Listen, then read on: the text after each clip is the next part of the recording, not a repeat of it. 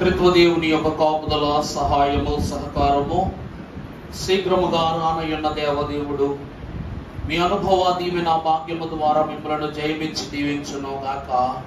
ఆమేన్. దయచేసి కూర్చోనండి. మొదటిగా ఈ జూలై మాసములోని అనగా 7వ మాసములో మోషే సుఖోపవాస ధ్యాన దినములలో ఉన్న పరిపూర్ణ ఆశీర్వాద భాగ్యము చేరి వచ్చిన సంఘమైన మీ అందరకును తండ్రి అయిన దేవుడు దయచేసి దీవించును గాక. ఆమేన్.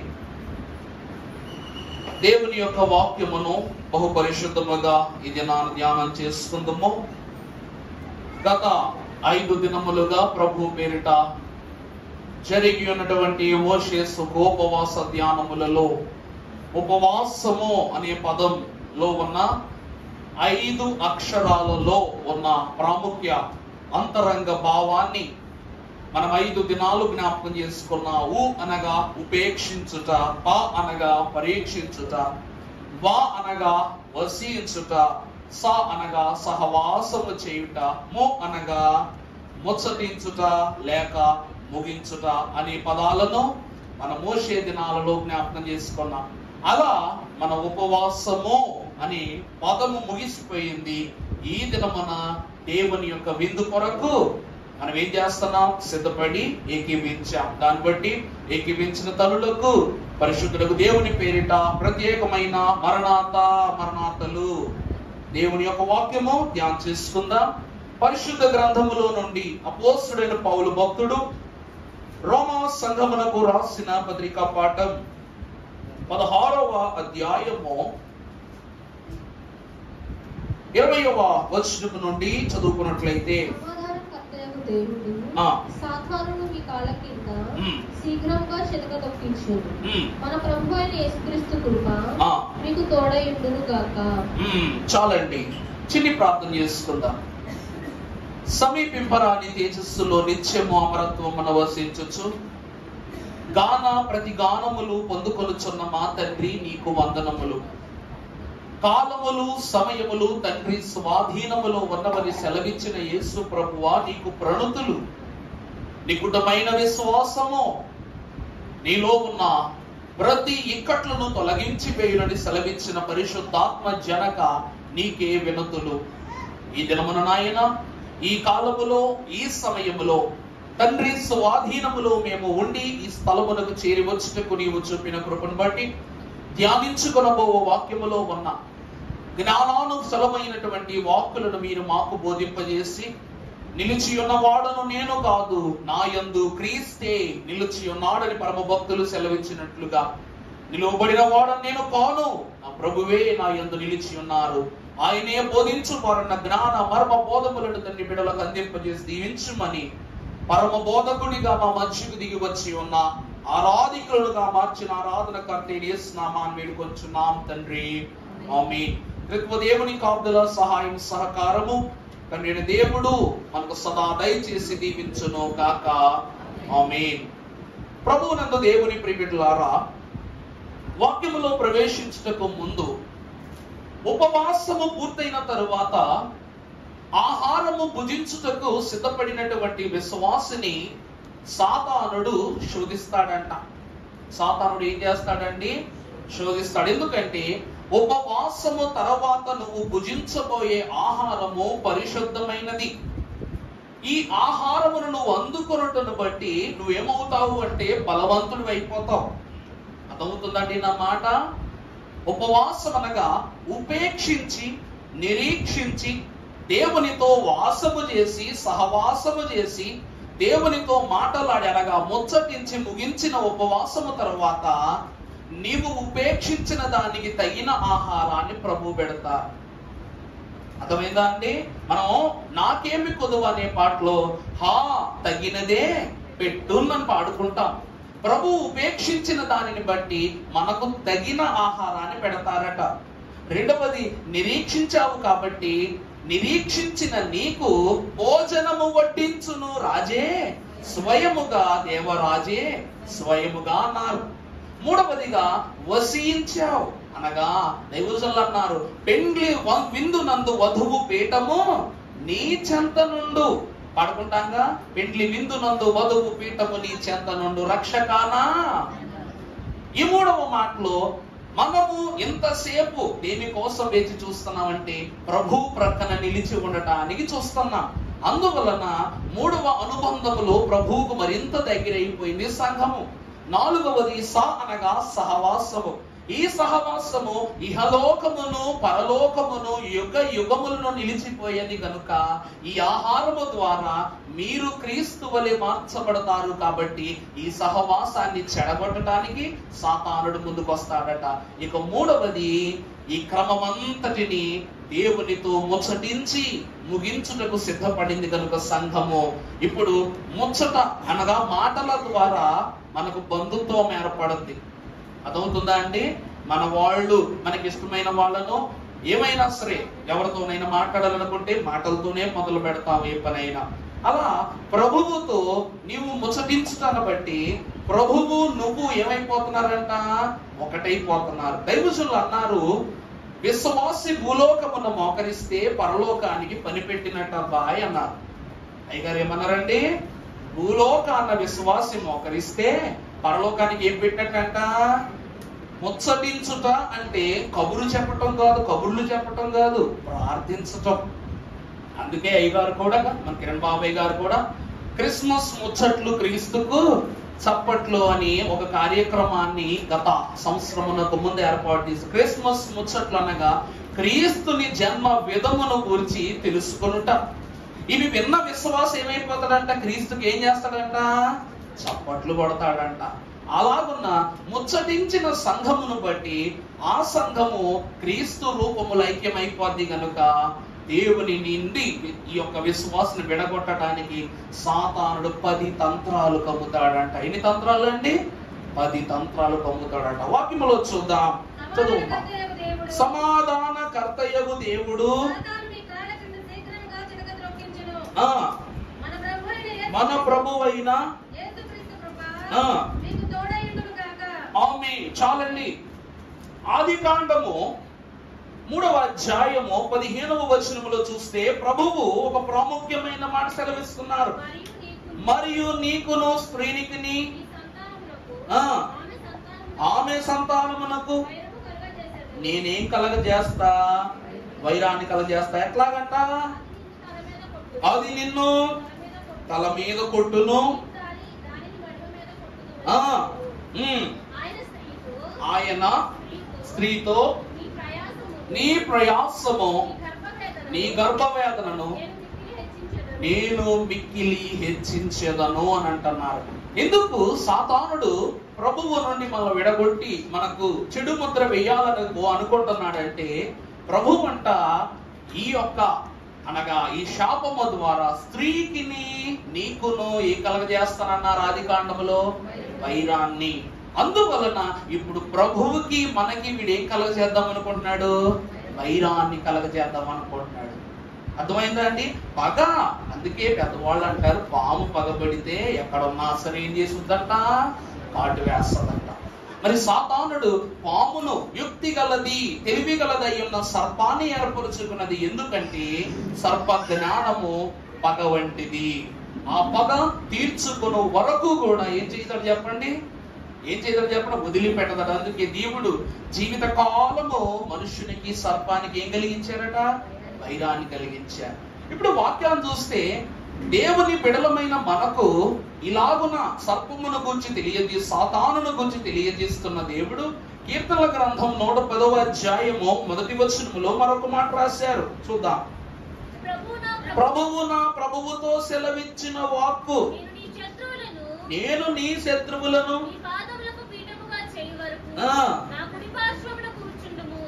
దేవుని వాక్యం అంటూ ఉంది. ప్రభువు నా ప్రభువుతో. ఇక్కడ 2 ప్రభువులు కనిపిస్తున్నారు.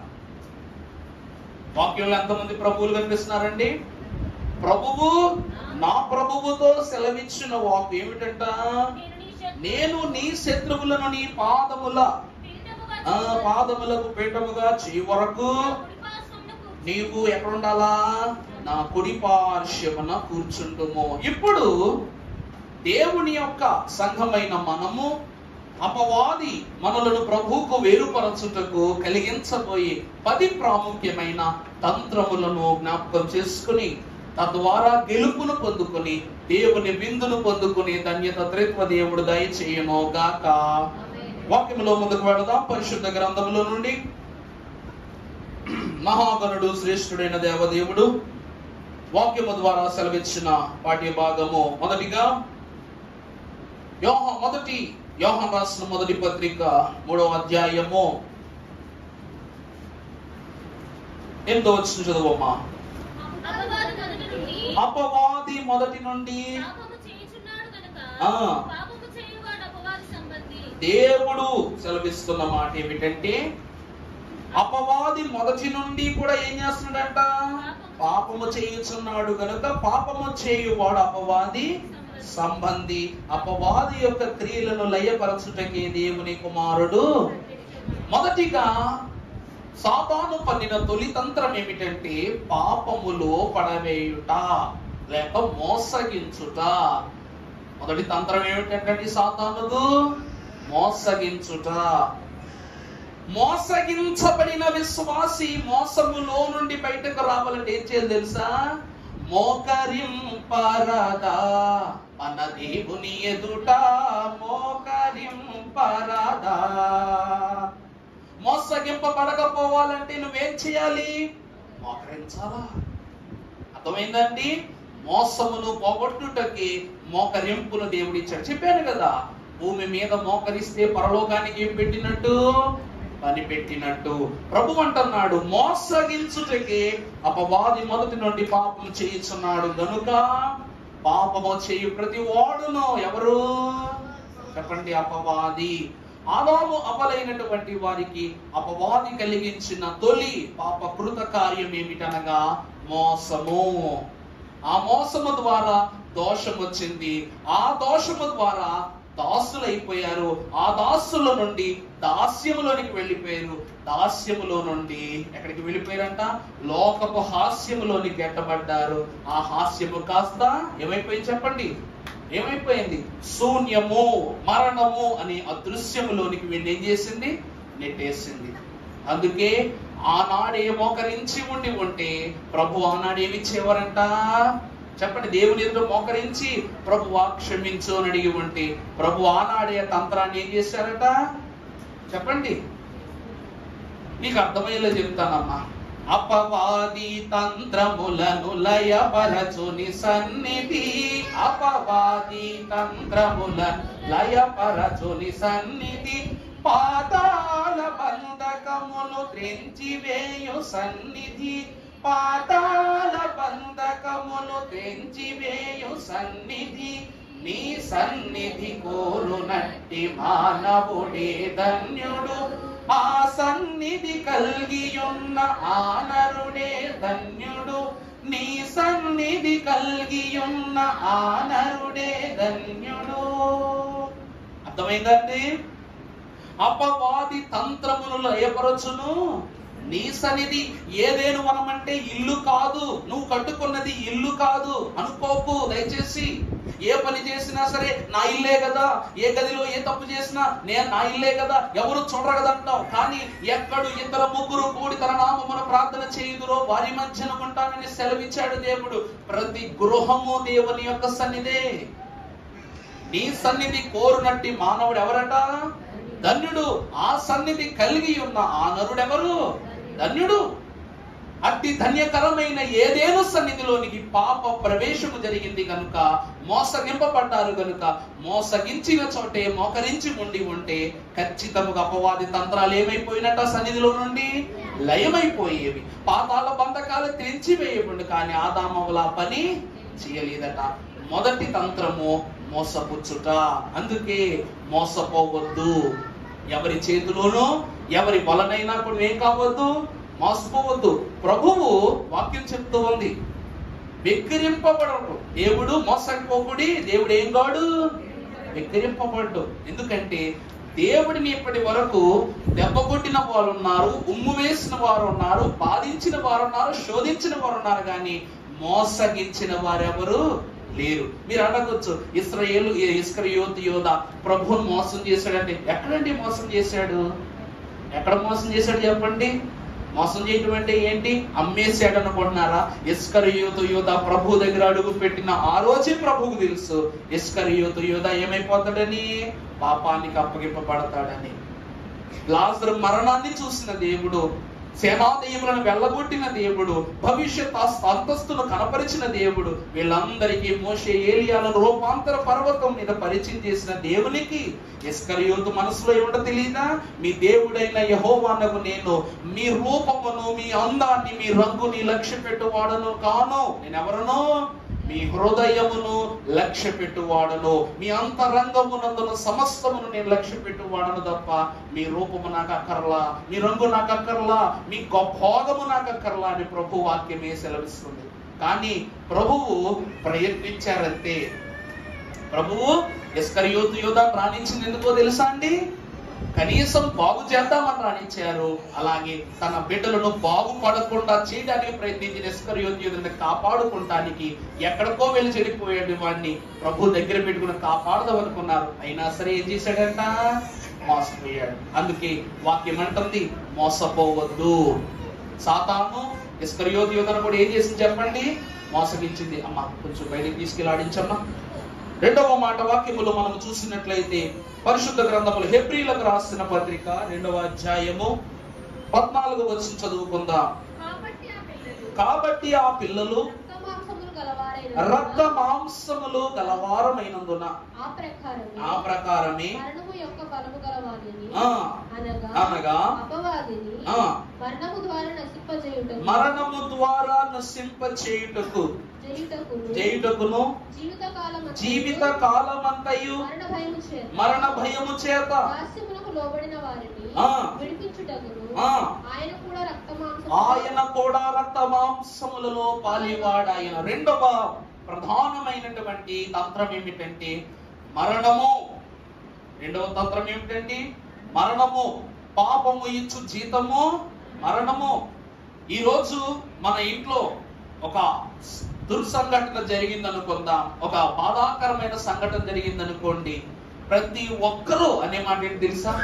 దేవుడు నాకు అన్యాయం చేశాడు, దేవుడు నాకు అన్యాయం చేశాడు, దేవుడు నాకు అన్యాయం చేశాడు. దేవుడు దేవా నీవు న్యాయమై ఉన్నావని ఆయన లక్షణాల్లో రాయించారు, కానీ అన్యాయమైనట్టు ఎక్కడా వాక్యంలో లేదే. అన్యాయం అయిపోయినట్టు ఎక్కడా లేదే. సాతానుడంట ఏం చేశాడు?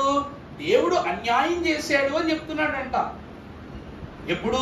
ఆదాము అవ్వలను తీసుకుని వెళ్ళి దేవుడు ఏదేనుల నుండి బయటకు నెట్టి వేసిన తర్వాత జరిగినటువంటి మొట్టమొదటి విషయం ఏమిటంటే సాతానుడు ఆదాము అవ్వల దగ్గరకు వచ్చి ఆశ్రయం ఇవ్వడం మొదలు పెట్టాడంట. ఏదేను మనలోనే బయటకు వచ్చేసారండి. ఈరోజు మన బిడ్డల్ని లేక తప్పు చేసిన వాడు ఇంట్లో బయటికి ఏంటంటే వాడు ఏమైపోతాడు? బయటికి వెళ్ళి చెప్పండి, బిజినెస్ మ్యాన్ అయిపోతాడా? సినిమాలు కాదు కదా ఇవి. పెద్ద బిజినెస్ మ్యానో లేకపోతే కోటీశ్వరుడు లేకపోతే ఉద్యోగస్తుడు అయిపోతాడా? సినిమాల్లో చూసేసి నువ్వు నాకు అన్నం పెట్టకపోతే బానే బయటికి వెళ్ళిపోతాను అంటాడు. బయటికి వెళ్ళి ఏం చేయాలా? ఏముండదు, చెయ్యి చాపితేనే కూడొచ్చింది, భిక్షం వచ్చింది. భిక్షం కూడంటారు దాన్ని, కూడో గుడ్డో అన్నమో పానమో ఏమంటారు? భిక్ష. తప్పిపోయిన కుమారుడు కథలో ఇంత సంపాదనతో బయటికి వెళ్ళాడు, చివరికి పందుల ఆహారమును కూడా స్వీకరించడానికి కూడా సాహసం చేశాడంట. అవి కూడా సైతం ఏం చేస్తున్నాయి? పోరా మా ఆహారాన్ని కూడా పూజిస్తున్నాం, పోరాని అవి కూడా గెంటేసినాయి అంట. ఎలా వెళ్ళాడు, ఎలా తిరిగి వచ్చాడు తండ్రి దగ్గరికి చెప్పండి? దేవుని వాక్యం అంటుంది ఈ మరణమైనటువంటి క్రమము ద్వారా విశ్వాసి ఇంకా ఇంకా ఇంకా నశించిపోతాడు. అన్ని దేవుని మీద తోసేస్తామంట. ఎప్పుడైతే ఆదాము అవ్వలు ఏదేను మనం దాని బయటికి వెళ్ళారో ఇప్పుడు వీళ్ళెవరు? ఇలా పాపంలో పడ్డారు కాబట్టి దేవుడు బయటికి నెట్టేశాడు. ఇప్పుడు సాతాను వచ్చి వీళ్లకు వెలుగంటే ఏంటో చూపించాడంట. సాతానుడు ఏం చేశాడు చెప్పండి? వెలుగంటే ఏంటో చూపించాడంట. నేను పోర్చుగల్లో ఒక పని మీద పోర్చుగల్ వెళ్ళినప్పుడు ద మ్యూజియం ఆఫ్ డిసూజా అనే ఒక ప్రాంతం ఉంటది పోర్చుగల్లో. ఆ ప్రాంతంలో ఓల్డ్ ఆర్కిటెక్చర్స్, ఒక్కొక్క పెయింటింగ్ 10 కోట్లు 20 కోట్ల పెయింటింగ్ లో చూడటానికి తప్ప ఎవరు కొనుక్కో మనలాంటి వాళ్ళు కాదండి, మన ఊళ్ళో పోలీసు వాళ్ళు కూడా ఎవరు కొనుక్కోలేరు. ఒక పెయింటింగ్, దానికి బంగారం ఉండదు ఏముండదు, చేతితో ఒక ఆయన పెయింటింగ్ వేసాడు. దేవుడు ఏదేనులో నుండి గెంటేసినది మొదలుకొని ఆదాము అవ్వలలో వాళ్ళ మృతము వరకు వాళ్ళు జరిగించిన పనులన్నిటినీ స్క్రిప్చర్స్ గీశాడు ఒక వ్యక్తి. అతను గీసినటువంటి పిక్చర్స్ లో దేవుడు ఏదేనులో నుండి ఆదామమ్మల గెంటేయగానే అప్పుడు బయటకు వచ్చిన సాతాను అనగా బయటకు వచ్చిన ఆదామమ్మలకు సాతానుడు కాగడాన్ని ఇచ్చాడంట. సాతాను ఏమిచ్చాడంటే నిప్పు మండుచున్న కాగడాన్ని ఇచ్చాడంట. అందుకే మనం చదువుకుంటాం, ఆది మానవుడు రాయి ఏం చేసి రాపిడి చేసి ఏం పుట్టించాడంట, నిప్పు పుట్టించాడంట. మరి ఇంత జ్ఞానము ఆది మానవుడు అంటే ఎవరు? ఆదాం గారే కదండి. ఆది నరులు వాళ్ళు, వాళ్ళే ఆది అంత్యం కూడా. వారు రాయి కలిపి నిప్పు చేసి జ్ఞానం ఆదామవ్వలకు ఎక్కడిది? పాపము వలన జ్ఞానము నశించిపోయింది, జ్ఞానహీనులైపోయారు, అలాగే దిగంబరులైపోయారు, లోకహితులైపోయారు, ఏమీ లేదు. అలాంటి వారికంట సాతాను జ్ఞానం నేర్పించిందంట. ఎందుకంటే సాతాను ఎవరు చెప్పండి? తేజో నక్షత్రము.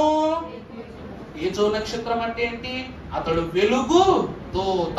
సాతాను ఎవరండి? దేవుని వెలుగులో నుండి బయటకు వచ్చిన తర్వాత దేవుని చేత వెలివేయబడిన వెలుగు దూత ఏం చేసింది చెప్పండి? వీళ్ళకు ఆశ్రయం ఇచ్చి ఈ రాయితో నిప్పు చేసుకోవడం నేర్పించింది, వ్యవసాయం నేర్పించింది, బ్రతకడం నేర్పించింది, అలాగునని అన్ని విషయాలు నేర్పించిందంట. అందుకే ఆ ఆలోచన జ్ఞానమే కయ్యూను, ప్రథమ సంతానమైన కయ్యూనులోనికి చేరిపోయింది. ఆ మరణము తర్వాత హేబేలు యొక్క రక్తము ఎప్పుడైతే ప్రభువును అడిగి వేదన పొందిందో ప్రభువు కయ్యూను శపించారు. అలాగునని ఆ తరమంతటికి కూడా ఏమొచ్చేసిందంట? మరణం వచ్చింది. మరణములో ఏమన్నది అంటే వేదన ఉంటుంది. మరణంలో ఏముంటదండి? వేదన వంటి. వేదంతో అన్ని ప్రభు మీద తోసేస్తాం. ఉదాహరణకు యేసు క్రీస్తు ప్రభువు లాజరును బ్రతికించడానికి 3 దినముల ముందు లాజరు మరణించి సమాధిలో పెట్టబడితే అక్కలు ఏమంటారు చెప్పండి? ప్రభువా, నువ్వు గాని వచ్చి ఉండుంటే నా తమ్ముడు చనిపోకుండా ఉంటున్నావు, నువ్వు రాలేదు కాబట్టి నా తమ్ముడు ఏమైపోయాడు. ఇదేంటిది? నీ తమ్ముడిని నేను చంపాను అన్నట్లుగా, నేనే నీ తమ్ముడు ప్రాణం హరించుకుపోవడానికి కారణం అన్నట్లుగా మార్త మరియలు మాట్లాడుతున్నారంట. అంతే కదండి. నింద ఎవరి మీద తోసేస్తున్నారు చెప్పండి? ప్రభు మీద వేసేస్తారు. ఇలాగునే ప్రభు మీద అపనమ్మిక కలిగిస్తాడు సాతానుడు. అప్పుడట యేసు క్రీస్తు ప్రభు యేసు కన్నీరు విడచెను అని ఉంటది ఆ మాటలో. యేసు ఏం చేశారంటండి? కన్నీరు విడిచాడట. అందుకే దైవజనులు అన్నారు, ప్రభువు కంట కన్నీరు విశ్వాస తెప్పించకూడదంట. ఎప్పుడు అపవాది మనకు శోధన కలిగించి మరణాంధకారం పరిస్థితి వస్తుందో అప్పుడు మనం ఏం చేయాలి తెలుసా? కన్నీళ్లతో కఠిన మనసు కరిగించు పొందామో, ఉభయోలమే కీ భావించి ఒక్కరముగ వేడుదాము, ఒక్కరముగ వేడుదాము, ఒక్కరముగ వేడుదాము. దేవారాజా పుత్రులమై తేజారిల్లుదాము.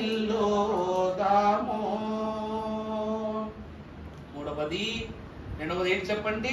కన్యలతో మన కఠిన మనస్సును కరిగించాలి గాని మన మాటలతో దేవుని మనస్సును కఠినపరచకూడదు. కన్నీళ్లు ప్రభు కంట్లో తెప్పించకూడదు. అది మరణము చేసే పని, నింద వేసేలా చేస్తుందంట మరణం. ఎవరి మీద? దేవుడి మీద అయినప్పుడు ఏం వేసేస్తామంట? మనం నిందేసేస్తాం. దేవుడి మీద ఎప్పుడు ఏమేయకూడదు? నింద వేయకూడదు. ఎందుకంటే చేసి కొనరాదు అపార్థము. కష్టమొచ్చినా నష్టమొచ్చినా స్రస్తానాలి తప్ప దేవుడే నాకు ఈ కష్టం తెప్పించాడని చెప్పేసి ప్రభు మీద నింద వేయకూడదు. చివరిగా మూడవదిగా మనము చూసినట్లయితే కొలస్సీలకు రాసిన పత్రిక 2వ అధ్యాయము 13వ వచనం నుండి మనం ఒకసారి చదువుకుంటే, మరియు అపరాధముల వలనను శరీరమందు సున్నతి పొందక ఉండుట వలనను మీరు మృతులై ఉండగా దేవుడు రాతపూర్వకమైన ఆజ్ఞల వలన మన మీద రుణముగాను మనకు విరోధముగాను నుండిన పత్రమును మేకులతో సిలువకు కొట్టి దాని మీద చేవ్రాతను తుడిచివేసి మనము అడ్డము లేకుండా దానిని ఎత్తివేసి మన అపరాధములన్నిటినీ క్షమించి ఆయనతో కూడా మిమ్మల్ని జీవింపజేసేది. చాలండి. మూడవది ఏమిటో తెలుసామ్మా? దేవుడే మనల్ని నిందించుకునే పనులు చేయటం. అర్థమైందా? ప్రభువును మనం నిందించాం, కానీ మూడో విషయం ఏమిటంటే దేవుడే మనల్ని చీకొట్టే పనులు మన చేత చేయించమంట. ప్రభు ఏమనాలి చెప్పండి? బిలాము ప్రవక్త ఉన్నాడు వాక్యములో. రాజు అడుగుతాడు ఏమని? ఇశ్రాయేలు ప్రజలను ఏదేమైనా సరే హస్తగతం చేసుకోవాలి, నా గుప్పెట్లోకి తెచ్చుకోవాలి, వాళ్ళ యొక్క రక్తం కళ్ళ చూడాలని చెప్పాడట బిలాముతో. చెప్తే బిలాము అన్నాడు, రాజా అబ్బే నువ్వు ఎన్ని ప్రయత్నాలన్నా చేయగాని ఇశ్రాయేలు ప్రజలను అందుకొనుట, వారిని నశింపజేయుట, వారిని సంహరించుట, కేవలము వారిని తాకటము కూడా సాధ్యం కాదు. ఎందుకంటే ఎవరు? పరమదేవునుడేనా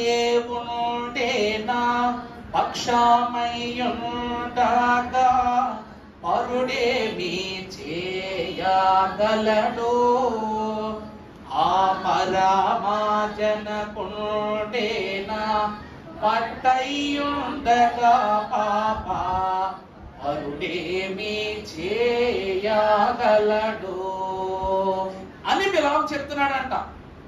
వాళ్ళ పక్కన ఎవరున్నారు అంటే పరమ దేవుడే వారి పక్షమై ఉన్నాడు. ఇక నీలాంటి పరులేమి చేయగలరు? ఆ పరమ జనకుండే వారి పట్టై ఉండగా, అనగా వారి తట్టు నిలబడి ఉండగా పాపమును మరణమును కనపరిచిన శోధకుడు వారిని ఏమి చేయగలడు అని దేవుని వాక్యములో వారు సెలవిచ్చిన వారై ఉన్నారు.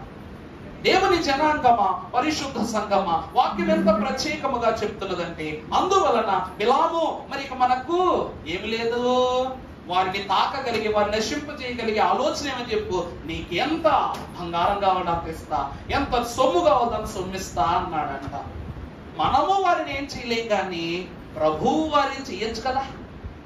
మనం వారిని తాకలేము, కానీ ప్రభువే వారిని నాశనం చేయొచ్చు కదా అని ఏం చేశాడంటే ఆయన వారు తప్పిదములు చేసి పాపములో పడగలిగే సలహాలను చెప్పి ఇశ్రాయేలును పాపంలో పెట్టేశాడంట. ప్రభువే అగ్ని గంధకములు కురిపించి వారందరూ 24,000 మంది ఇశ్రాయేలులను హతము చేస్తున్నప్పుడు ఒక స్త్రీతో వ్యభిచరించుటకు సిద్ధపడిన ఇశ్రాయేలులను ఫినెహాసు అనగా లేవి గోత్రీకుడైన ఫినెహాసు ఒక ఈటెతో అతడు ప్రక్కలో పడవగానే ఈ ఇరువురికి ఏమైపోయింది చెప్పండి? ఆ ఈటె తిరిగి ఇద్దరు మరణించారు. అప్పుడు ప్రభువు మనస్సును తెలిసిన ఫినెహాసు చేసిన చర్యను బట్టి దేవుని ఉగ్రత స్థలములో ఆగిపోయింది. బిలాము ప్రవక్తను తను వాహనముగా భావించిన గాడిద సైతం ఏం చేసిందంట? ఎవరికి విరోధముగా మనం ఆయుధం ఇస్తున్నామో ఆ ఆయుధం మనం ఎరికిస్తాడు దేవుడు. బిలాము ఈ పని పూర్తి చేసి వెళ్ళిపోతుంటే యెహోవా దూత ఖడ్గముతో బిలాము ఎదుట నిలబడితే అది ఎవరికి కనబడుతుంది చెప్పండి? గార్ధబానికి కనబడుతుంది. బిలాము కనబడట్లా. ఇంకప్పుడు అంటుంది, దిగు. గాడిద మాట్లాడుతుందంట, దిగు, నా మీద నుంచి దిగు.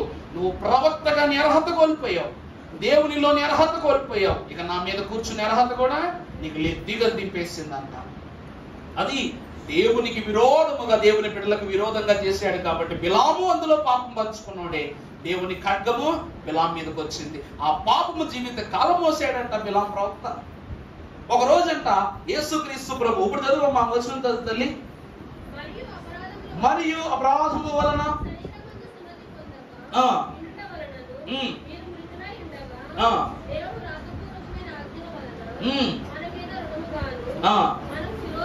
మనము విరోధముగాను ఉండిన పత్రమును మేకులతో సిలువకు కొట్టి దాని చేవ్రాతలను వేసి మనకు అడ్డము లేకుండా దాన్ని ఎత్తి వేసి మన అపరాధములన్నిటిని క్షమించి ఆయనతో కూడా మిమ్మల్ని జీవింపజేసిన ప్రభునందు ప్రియబిడ్డలారా, వాక్యములో ప్రభు అంట ఈ క్రమం అంతా జరిగా ఒక రోజు ప్రభువుకు సిలువ వేస్తున్నారంట. ఏ రోజు? గుడ్ ఫ్రైడే రోజు వేస్తుంటే ప్రభు అంట సిలువకు కొట్టడానికి మేకులు తీసుకొస్తున్నాడంట ఓ సైనికుడు. తీసుకొస్తుంటే ఒక మేకు పడిపోయిందంట. అర్థమైందా అండి? ఇప్పుడు లెక్క ప్రకారం అయితే ఎన్ని మేకులు కొట్టాలి? 4 కొట్టాలి. కానీ ఎన్ని మేకులు కనపడుతున్నాయి మనకి? 3. ఈ సైనికుడు ఈ మేకులు తీసుకొస్తుంటే ఒక మేకు పడిపోయిందంట. పడిపోతే అక్కడ ఉన్న సైనికులు, సైన్యాధిపతి వాళ్ళు తిడుతున్నారంట. నోటికి వచ్చినట్టు తిడుతున్నారంట. ఇదా సమయం, ఇదా మనం చేసేటువంటి పని, ఇది రాజుగారు తెలిస్తే ఏమవుతుంది, ఇలాగెలాగని తిట్టేస్తుంటే అప్పుడు అంటే యేసుక్రీస్తు ప్రభు అన్నారు, అతడిని ఏమి అనవద్దు. అతన్ని ఏం చేయొద్దు? ఏమి అనవద్దు. అతడిని ఏమి అనవద్దు.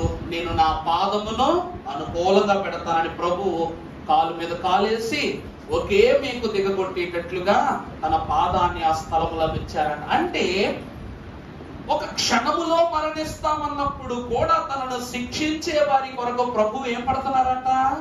తప్పన పడుతున్నారు. అందుకే సాతానుడు చేస్తున్న పని, ప్రభువే వీరిని నిందిస్తే, ప్రభువే వీరిని దండిస్తే బాగుండు అనుకున్నాడు. కానీ యేసుక్రీస్తు ప్రభు ఎప్పుడైతే ఈ లోకానికి వచ్చారో ఆ కోపమంతా చల్లార్చబడిపోయిందంట. అందుకే మధ్యవర్తి అయిన ప్రభువును సాతాను అంత హింసించాలనుకున్నాడు మన ద్వారా. అందుకే వాక్యములో కూడా బాగా గమనించాలి మనము. మనకు దుష్ట ఆలోచన కలిగించి ప్రభువును శోధించారు కాబట్టి తన కుమారుణ్ణి వేధించిన దానికైనా తండ్రి ఉగ్రత తెచ్చుకుని వెళ్ళి ఏం చేస్తాడు? నాశనం చేసేస్తాడు అనుకున్నాడు. కానీ కుమారుడు ఏం చేశారంట? తండ్రి వీరేమి చేయించున్నారు, వీరు ఎరుగరు గనుక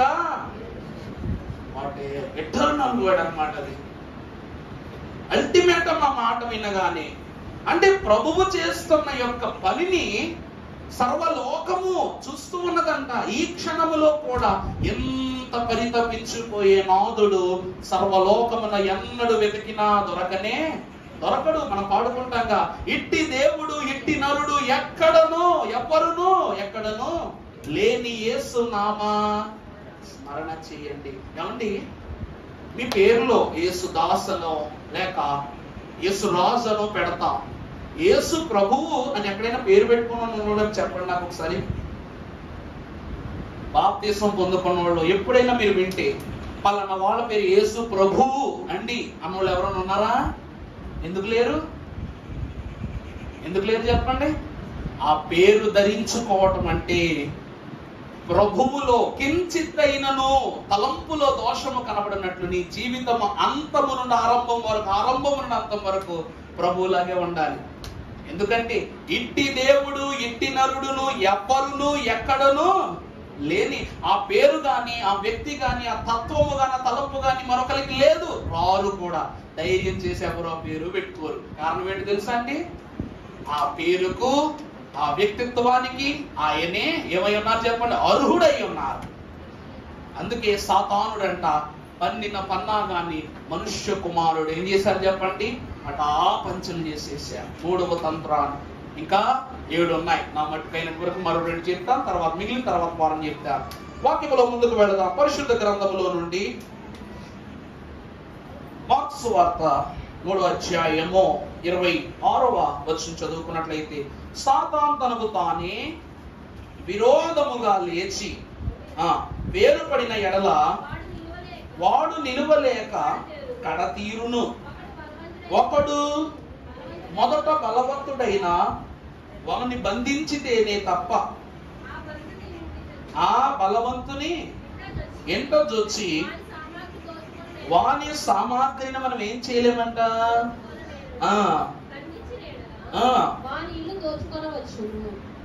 చాలు. 3వది ఏమిటి అంటే ఆర్థిక నష్టం. సాధారణ మనిషికి కలిగించేది ఏ నష్టం అంటే ఆర్థిక నష్టం. నేను ఒక ఫ్యూ మంత్స్ బ్యాక్ న్యూస్ చూస్తున్నా. పాస్టర్ గారు మీ న్యూస్ లో ఏం చూసారండి అంటే, హైదరాబాద్ లో కూల్ చేసింది హైడ్రా. ఎన్ని ఇళ్ళు కూల్ చేసిందో, ఎన్ని ఆసుపత్రులు కూల్ చేసిందో. వాళ్ళందరూ కూడా బయటకు వచ్చి న్యూస్ ఛానల్స్ దగ్గర ప్రభుత్వాన్ని తిట్టడం, రెండవది దేవుడిని తిట్టడం. ఏమని? దేవుడు మమ్మల్ని, మేమే దొరికామా ఈ దేవుడికి, మమ్మల్ని మా ప్రాణాలు తీయటానికి ఏం పాపం చేస్తామని దేవుడు మాకే శిక్ష చేస్తుంటే నిందంతా ఎవరి మీద దోసేస్తున్నారంట? ఆ దేవుడు ఆ ప్రభుత్వానికి మంచి మనసు ఇవ్వచ్చు కదా, మా పైన జాలి చూపించవచ్చు కదా. ఇంత ఇల్లు కట్టుకున్నాం, ఇంత చేసుకున్నాం, అప్పుడైతే ఇల్లు ఇచ్చాడని ఆనందపడ్డాం. ఈ రోజు మమ్మల్ని రోడ్డు మీదకి తెచ్చేసాడని ప్రతి వాళ్ళు నోరు తెరిచి తిట్టడమే. ఇక్కడ వాక్యం ఏమంటుందంటే, ఒకసారి చదువు ఆ మాట. సాతాను తనకు తానే విరోధముగా లేచి వేరుపడిన ఎడల నిలవలేక కడతీరును. మొదట బంధించి ఇంట జొచ్చి వాని సామాగ్రి దోచుకొన నేరడు. చాలండి అమ్మలారా, దేవుని ప్రియబిడ్డలారా, సాతాను ఇంటదొచ్చి వాని సామాగ్రి దోచుకొన నేరడు, బంధించిన ఎడల వాని ఇల్లు దోచుకొనవచ్చును. మాట అక్కడ ఒకసారి ఆలకిస్తున్నారా? దేవుని వాక్యం ఏమని సెలవిస్తుందంటే, బలవంతుడైన వాని బంధించితేనే తప్ప ఆ బలవంతుని ఇంటి జొచ్చి వాని సామాగ్రి దోచుకోలేము. ఆ బలవంతుడు ఏం చేయాలంట? బంధించాలంట. దేవుని వాక్యాన్ని బట్టి మనము చూస్తే సాతానుడు ఏం చేద్దాం అనుకుంటాడంట? ప్రభువు ప్రమేయము విశ్వాసి మీద ఉండకుండగా ప్రభువును ఆపాలని చూస్తున్నాడు. ప్రభువుని ఏం చేయాలనుకుంటాడంట? ఆపాలని చూస్తున్నాడు. ఇంటిలోనికి జొచ్చి సామాగ్రిని దోచుకోవటం. ఎప్పుడు? బలవంతుని బంధించి. ఇది ఎంత ఏంటి ఈ క్రమం ఆలోచించొద్దు. బలవంతుడు అంటే ప్రభువే. ఇల్లు అంటే ప్రభువును భద్రపరచిన స్థలము సమాధి. ప్రభువును భద్రపరిచిన స్థలం ఏమిటండి? సమాధి. వాక్యం చూడండి, మీకే అర్థమవుతుంది. బలవంతుడైన వాడిని బంధించితేనే గాని, అక్కడ 27వ వచనం, ఒకడు మొదట బలవంతుడైన వాడిని బంధించితేనే తప్ప బలవంతుని ఇంట జొచ్చి వాని సామాగ్రి దోచుకొననేరు. అంటే యేసుక్రీస్తు ప్రభువును సమాధిలో పెట్టేశారు. పెట్టేసిన తర్వాత ఆ సాతాను ఈ ప్రభువు ఎలాగా బయటికి రాకూడదని సైనికులకు ఆలోచన ఇచ్చాడంట. ఈ సైనికులు వచ్చి ఏం చేశారు చెప్పండి? గొలుసులేసి సమాధంతా కట్టేశారు. కట్టేశారా లేదమ్మా? ఊ అంటే ఇలా ఆడించండి, ఊ అంటే ఇలా ఆడించండి. చెప్పండి, గొలుసులు కట్టేశారా లేదా సమాధికి? ఆ రాయి పొరులించి అర్థంగా గొలుసులు కట్టేశారు. మరలా ప్రభు ఎక్కడికి వెళ్ళిపోతారేమోనండి. ఇద్దరు సైనికులు ఏం చేస్తున్నారంట? కాపలా కాస్తున్నారు. మొదట బలవంతుని బంధిస్తేనే గాని ఆ ఇంటిలో ఉన్న సామాగ్రిని మనం ఏం చేయలేము. మరి దేవుని సామాగ్రి అంటే ఏంటి? మనమే. నా గొర్రెలను నా యొద్ద నుండి ఎవరును అపహరించుకు పోరేలేరు, ఎందుకంటే నేను నా గొర్రెలకు మంచి కాపరిని. మనం ఎవరమంట? దేవుని సామాగ్రి. అలాంటి మనలను దోచుకోవాలి అంటే ముందు ప్రభువును బంధించాలి. అందుకే ప్రభు మరణించగానే ప్రభు ఏం చేశారంట? అన్ని రీతులుగానో గొలుసులేసి కట్టేశారు. కానీ చివరికి ఏం జరిగింది చెప్పండి? బంధించిన ఎడల వాని ఇల్లు దోచుకొనవచ్చును. బంధించగలిగిందా? బంధించగలిగిందా చెప్పండి? మూడవ తంత్రం ఏమిటంటే ప్రభువును బంధించేలా చేయటం. ప్రభువుని ఏం చేయటం? బంధించేలా చేయటం. ఆ తర్వాత ప్రభు ఎలాగా బయటకు వచ్చేసారు. బయటకు వచ్చేసాక మరలా దుర్వార్త మొదలు పెట్టింది అనమాట. చెడు ప్రచారం మొదలు పెట్టింది. ఏమని? ప్రభు దేహాన్ని చెప్పండి ఎవరో తీసుకుని వెళ్ళిపోయారని దొంగలు వెళ్ళి, ఈ సైనికులు వెళ్ళి రాజ్యమంతా చాటింపేశారంట. అంటే ప్రభువు సజీవుడు కాలేదు కానీ ఆయన్ని ఎవరో తీసుకుని వెళ్ళిపోయారు. మగ్దలేని మరియ మనస్సును కూడా మార్చేసాడంట. భయంతో వేదనతో ఉన్నప్పుడు ఆలోచన విధానం అంతా తిరిగిపోయేసరికి ఆ బాధలో నా ప్రభు ఎక్కడ ఉన్నాడు వెతుకుతూ వెతుకుతూ ప్రభువును కూడా గుర్తించలేని స్థితికి తీసుకొచ్చాడు. ఇవన్నీ కూడా ఏమైపోయినాయి అంటే చివరికి భగ్నమైపోయినాయి. దైవజనులు దేవదాసయ్య గారు ఓ పాటలో రాశారు, మరణమా నీ ముల్లు ఎక్కడ, మరణమా జయమెక్కడ, మరణమా నీ ముల్లు విరిగెను, మహిమ క్రీస్తుకు నిత్యమో, క్రీస్తు లేచెను హల్లెలూయా, క్రీస్తు నన్ను లేపును. ఇప్పుడు గాని ప్రభువు అక్కడ నిజముగానే బంధింపబడి ఉన్నట్టే మనకి ఏం జరిగేదో తెలుసా అండి? ప్రభువు లేవనంటే మనకు జీవము రానంటే. ఆయన ఏమన్నారు? 3వ రోజున నేను తప్పకుండా లేస్తాను, మృతులైన వారు ప్రభువుతో కూడా తిరిగి లేస్తారు. ఇప్పుడు ప్రభువే లేకపోతే ఇక మనకు నమ్మకమే కలుగుద్ది. ఆ నమ్మకాన్ని చంపేయటమే సాతాను యొక్క తంత్రం. కానీ ప్రభువుని ఆపగలిగిందా సాతాను? ఆపలేకపోయింది. ఏది ఆపలేదమ్మా. సాతాను పన్నాగాలు వేస్తాడు కానీ ప్రభు నగ్గనిస్తాడా? సాతానా, నువ్వు నన్ను భయపెట్టు, నన్ను బాధపెట్టు, నన్ను గుచ్చు, నన్ను బాధించు, నన్ను కొట్టు, తట్టుకుంటాను, కానీ నా బిడ్డల జోలికి వస్తే మాత్రము ఉపేక్షించను సుమా అన్నారు ప్రభు. 5వ విషయంలోనికి వెళదాం. పరిశుద్ధ గ్రంథములో నుండి గరుడైన దేవదేవుడు ప్రకటన గ్రంథం 20వ అధ్యాయము 10వ వచనము.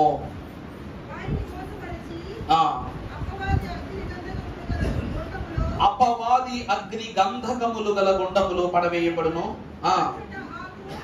అచ్చట క్రూర మృగమును అబద్ధ ప్రవక్తయు ఉన్నారు. వారు యుగయుగములు దివారాత్రములు బాధింపడుతురు. చాలమ్మా. దేవుని ప్రియబిడ్డలారా, 5వది యుద్ధము. 5వది ఏమిటండి? యుద్ధము. ఈ యుద్ధము ముగిసిపోయిన తర్వాత మొట్టమొదట సాతానును పాతాళములో నరకాగ్నిలో వేయడానికి ముందు 2 పడున్నారంట ఆల్రెడీ. అక్కడ ఎవరున్నారు చెప్పండి? అక్కడ చూడండి. అబద్ధ ప్రవక్తయు క్రూర మృగమును అగ్నిగుండములో పడి ఉన్నారు అప్పటికే. ఆ తర్వాత చివరిలో ఎవరిని వేస్తున్నాడంట? సాతానును ప్రభు ఎక్కడ వేస్తున్నాడు చెప్పండి? ఆ యొక్క నరకాగ్ని గుండములో వేస్తున్నాడు. మత్తయి సువార్త 8వ అధ్యాయము 29వ వచనములో మనము చూసినట్లయితే ప్రభు సెలవిస్తున్నాడు, వారు ఇదిగో దేవుని కుమారుడా, నీతో మాకేమి, ఇక్కడికి వచ్చితివా? ప్రజలు ఏమంటున్నారు అంటే, దేవుని ప్రియబిడ్డలారా, విశ్వాస జనము ప్రభువుతో అంటున్నటువంటి మాట, కాలము పూర్తవుకుండగానే మమ్మలను బాధించటానికి మా దగ్గరికి వచ్చావా అంటే, అబద్ధ ప్రవక్తల కాలము ఆరంభము కాకమునుపే అబద్ధ ప్రవక్తల యొక్క క్రమాన్ని గూర్చి వాక్యములో యేసుక్రీస్తు ప్రభువుని ఎంచి చూపిస్తున్నారు ప్రజలైనటువంటి వారు.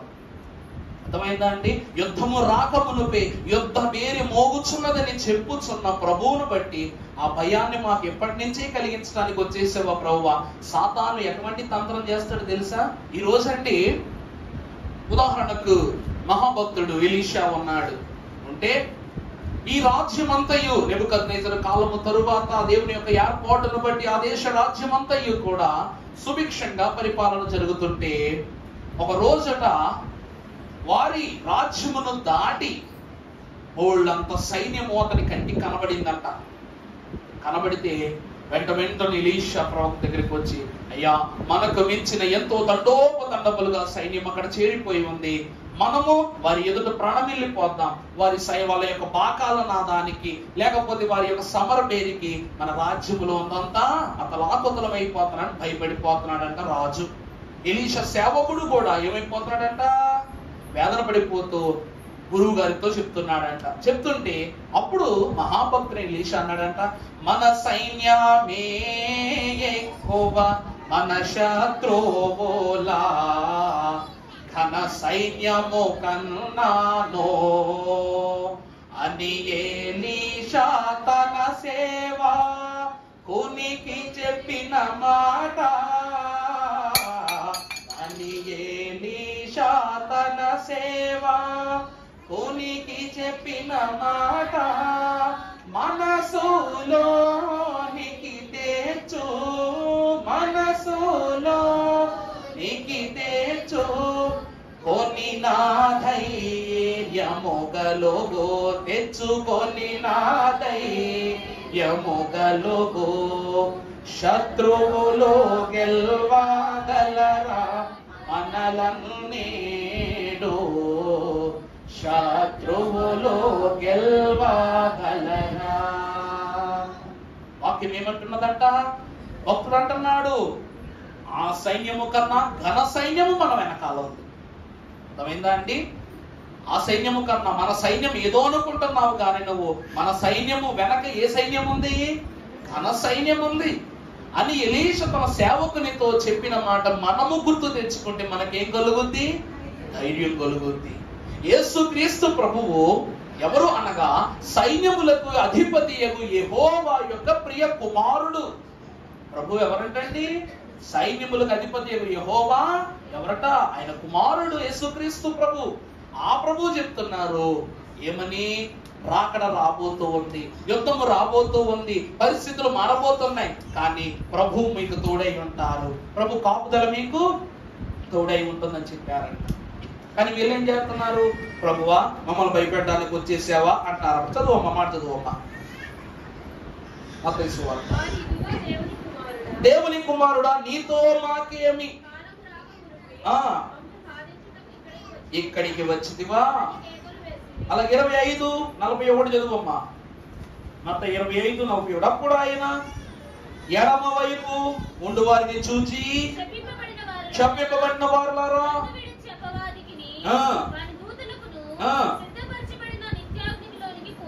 ప్రభు ఏమంటున్నారు అనగా శపించబడిన వారలారా నన్ను విడచి అపవాదికిని వాని దూతలకు సిద్ధపరచిన నిత్యాగ్నిలోనికి పొండి అంటున్నారు ప్రభు. దేవుని ఎందుకు ప్రియట్లారా వాక్యము సెలవిస్తూ ఉన్నమాట. దేవుని వాక్యము అనే ఖడ్గము చేత ఓ సాతానా నీ శిరస్సును ఇప్పుడే ఖండించుచున్నాము. ఈ వాక్యము కేవలము ఏమిటి అనగా ఖడ్గము, యుద్ధమునకు సన్నద్ధము చేయు ఖడ్గము. మహాభక్తుడైన దావీదు కూడా గొలియాతుతో చేయదలిచినప్పుడు చేసిన యుద్ధములో తాను ధరించుకున్న యుద్ధోపకరణాలు సర్వాంగ కవచము, సత్యమును దట్టి, విశ్వాసమును డాలు, ఇవన్నీ కూడా దేవుని వాక్యము ద్వారా అతడు పొందుకున్నటువంటి ఆయుధాలే. కానీ ఈ యుద్ధములో ప్రభువే కవచము, ప్రభువే డాలు, ప్రభువే దట్టి, అన్నియు ప్రభువే. కానీ ఆయుధము మాత్రము దేవుని వాక్యమే. అర్థమవుతుందా అండి? నీ ఒంటి నిండా ఎంత కవచం వేసుకుంటే ఏంటి? ఆయుధము లేకుండా యుద్ధానికి వెళ్ళటము విజయము పొందుకొనని స్థితిని ఇస్తుంది తప్ప అపజయాన్ని ఇస్తుంది తప్ప జయాన్ని ఇవ్వదు. అందుకే సాతానుడంట ఈ వాక్యాన్ని మన దగ్గర నుంచి తీసేసుకుంటాడంట. అక్కడ ప్రజలు ఏమని అడుగుతున్నారు?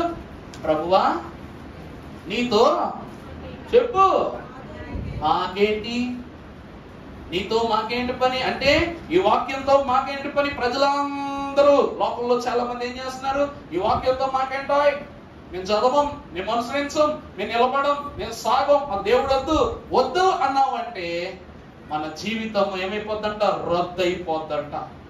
వద్దు అంటే ఏమైపోద్ది చెప్పండి? లోకములో దేవుని యొక్క అంతస్తులు మన జీవితం రద్దయిపోద్దంట. అప్పుడు ఆయుధము లేకుండా యుద్ధానికి వెళ్ళిన మనము ఆహుతైపోవలసిందే నరకాగ్ని. అప్పుడు ప్రభు ఏమంటారు చెప్పండి? అలా చెడిపోయిన వారిని ఏమంటుంది వాక్యంలో? శపింపబడిన వారలారా సాతాను కొరకు, వాని దూతల కొరకు వేయబడిన అగ్నిలో మీరు కూడా వెళ్ళి పడిపోండి. అందుకే సాతాను చేసే 5వ తంత్రం ఏమిటంటే దేవుని వాక్యం అనే ఖడ్గమును మన యొద్దను దూరం చేయడం. గతంలో మీకు చెప్పా, దైవదర్శనుడు దేవదాసయ్య గారు పడకుర్చీలో పడుకొని బైబిల్ ఇలా పెట్టుకుని పడుకునేవారంట. ఎందుకంటే అయ్య గారు పడకుర్చీలో ఎక్కువ ఉండేవారు. ఆయన వాక్యం చదువుకుంటూ కాస్త విశ్రాంతి తీసుకున్న బైబిల్ అలా ఉంచి ఇలా పెట్టుకుని ఇలా పడుకునేవారంట. అయ్య గారు ఏ వాక్యం దగ్గర చదివి ఆపారో ఆ పేజీని అలా పెట్టుకుని పడుకునేవారంట. సేపును తీసేవారంట. అప్పుడు సాతానుడు ఏం చేద్దాం అనుకున్నాడంట? ఈ బైబిల్ను తీసేద్దాం అనుకున్నాడంట. అయ్యగారి దగ్గర నుండి తీసేద్దాం అనుకుని విశ్వ ప్రయత్నాలు చేయించాడంట. అయ్యో అయ్యగారు పడుకున్నారు, మనం ఏం చేస్తాం కొన్నిసార్లు మన పిల్లలు బాగా చదువుకుంటూ పుస్తకం మీద ఇలా పడుకుని పోతారు. వాడు బాగా చదివేసేసి పడుకున్నాడు ఏమనుకుని ఆ పుస్తకం తీసి పక్కనెట్టేస్తాం. ఆ పుస్తకం తీసి ఏం చేసేస్తాం? వాడు మెలుకు వస్తే ఎక్కడి వరకు చదివాడు మళ్ళీ అక్కడి నుంచి చదువుతాడు. మనం ఏం చేసేస్తాం? మొహమాటం కొద్దీ ఆ పుస్తకం తీసి మూసేస్తాం. ఇప్పుడు ఆ పేజీ మర్చిపోతాడని ఇద్దరిలో. దైవజనుడు కూడా ప్రభువు యొక్క క్రమాన్ని ఇక్కడి వరకు నేను ఆచరించానని ఆయన హృదయం మీద పెట్టుకుని పడుకున్నప్పుడు ఆ బైబిల్ను లాగడానికి ప్రయత్నం చేశారు, తీయడానికి ప్రయత్నం చేశారంట. కానీ ఈ బైబిల్ ఏం చేయట్లా, రావట్లా అంట. ఇది ఈ హృదయానికి ఏమైపోయింది అనగా ఏమైపోయింది చెప్పండి? అంటుకుపోయి ఉంది. అప్పుడు కీర్తనాకారుని వాక్యము చదువుకుంటున్నారంట దైవజనుడు. కీర్తనల గ్రంథం ఆరంభంలో ఉన్నారంట. దుష్టుల ఆలోచన చప్పున నడువక, పాపుల మార్గమును నిలవక, భాషకుడు కూర్చుండు చోట కూర్చుండక, యెహోవా ధర్మశాస్త్రమునందు ఆనందించుచు దివారాత్రములు. దైవజనుడు చేస్తున్న పని ఏమిటి? దివారాత్రములు దీన్ని ధ్యానిస్తూ ఉన్నారు. అతడు నీటి కాలువల యారన నాటబడినదై తన కాలమందు ఆకువాడక ఫలమిచ్చు చెట్టు వలె. అంటే తన హృదయమనే పదిలమైన పునాది స్థలము పైన బైబిల్ అనే మహావృక్షము నాటబడింది. ఇది ఫలిస్తుందంట. ఏం చేస్తుందంట? ఫలిస్తుందంట. అప్పుడు ఈ బైబిల్లో యెహోవానగు నేను మీ హృదయమును పరిశోధిస్తున్నాననే అంతస్తును దైవజనులు సంపాదించుకున్నారంట. అందుకే వాక్యము చదివినప్పుడు లేక వాక్యం చదువుతూ నిద్రపోతున్నప్పుడు దయచేసి వారి ఆటంకం కలిగించబాకండి. అది సాతానుడు నీరసాన్ని కలిగించేస్తాడు. కానీ దేవుని వాక్యాన్ని మనమే బిడ్డల చేతిలో తీసేసామంటే అది ఘోరమైన శాపం. మనమే అగ్ని వరకు పంపించే వాళ్ళమవుతాం గనక సాతాను తంత్రము దేవుని వాక్యాన్ని మన దగ్గర నుండి తీసేయటం. ఉపవాసము చేస్తే ఈ 5 విషయాలు మనకి ఏమవుతాయి చెప్పండి? మన యొద్ద నుండి తొలగిపోతాయి. ఇంకో 5 ఉన్నాయి, అవి చెప్పి తర్వాత వారాన్న పరిశుద్ధ వాక్యాన్ని ముగిస్తాను. త్రిత్వ దేవుడు సాతాను 5 తంత్రములు మన యొద్దకు చేరకుండగా, ప్రభువు దృష్టిలో మనము చెడిపోకుండగా, ప్రభు దృష్టికి మనము చెడిపోయే వారిగా కనపడకుండగా, వాక్యము నుండి మనల్ని వేరు చేయకుండగా ఆయన ఆలోచనలు మనల్ని పదిలపరచి దీవించి వాక్యముతో మిమ్మల్ని అభిషేకింప చేయును గాక. ఆమేన్. పరిశుద్ధుడా, నీకు అనేక స్తోత్రములు. ఈ కొద్ది మాటలు మీరేమో ఫలింప చేయండి.